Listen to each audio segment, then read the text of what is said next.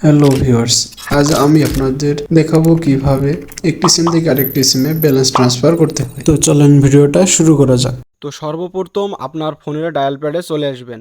এখানে এসে ডায়াল করবেন *121#। ডায়াল করার পর এখানে কিছু সময় লোড নেবে। তারপর এখানে দেখেন 1 নম্বর লেখা আছে ব্যালেন্স অ্যান্ড কল রেট। তো আমরা 1 লিখে সেন্ডে ক্লিক করে দিব।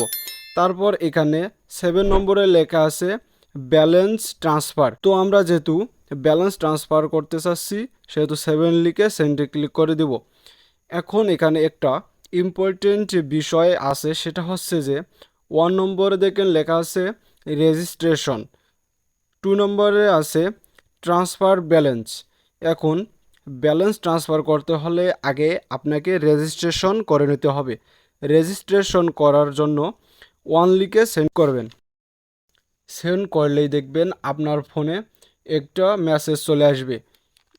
এই মেসেজে একটি পিন নাম্বার থাকবে যেটা আপনাকে পরবর্তীতে কাজে লাগবে।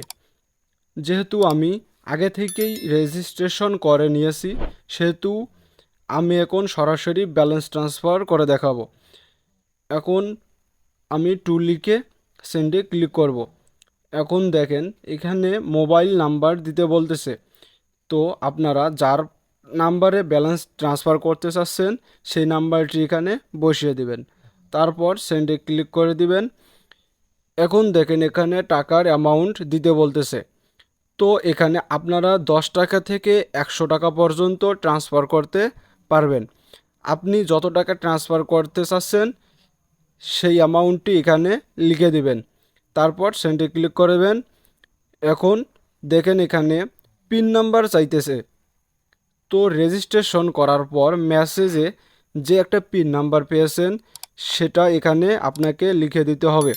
তারপর সেন্ডে ক্লিক করলেই সঙ্গে সঙ্গেই দেখবেন ব্যালেন্স ট্রান্সফার হয়ে যাবে।